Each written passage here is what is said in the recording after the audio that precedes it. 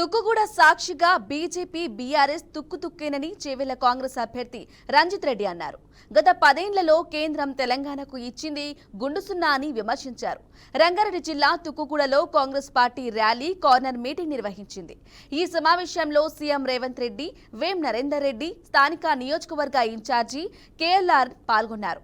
ఉచిత బస్సు, ఉచిత కరెంటు, పింఛన్లు వద్దంటే పేదలు ఎలా బతకాలని రంజిత్ రెడ్డి కేంద్రాన్ని ప్రశ్నించారు. బీజేపీ నేతలకు తనది ఒకటే ప్రశ్న అంటూ చెప్పుకొచ్చారు. బీజేపీ పాలించే రాష్ట్రాల్లో పేదల కోసం ఒక్క సంక్షేమ పథకమైనా అమలు చేస్తున్నారా అని నిలదీశారు.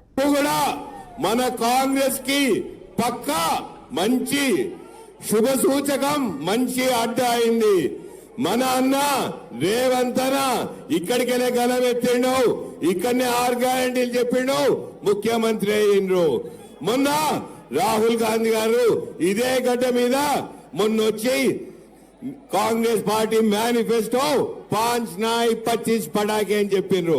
కాబోయే ముఖ్యమంత్రి అయిన ముఖ్యమంత్రి రేవంత్ రెడ్డి అయితే కాబోయే ప్రధానమంత్రి రాహుల్ గాంధీ గారు ఈ గడ్డ మీదకి వెళ్ళి ఇప్పుడు మీరందరు కలిసి నన్ను కూడా దీవించండి, ఆశీర్వదించండి, ఎంపీగా పంపించండి. మే 13 కాంగ్రెస్ అభ్యర్థి హస్తం గుర్తు 3వ నెంబర్. నేను అడుగుతున్న బీజేపీ నాయకుల్ని, దేశ జీడిపి కాదు, చేవెళ్ల పార్లమెంట్ కాన్స్టిట్యున్సీ జీడిపి ఎంత పెరిగిందో చెప్పండి. మొత్తం జీడిపి 100 సంపన్నులను తీసేస్తే దేశ జీడిపి పెరిగిందా అని చూడాలి ఒక ప్రధానమంత్రి.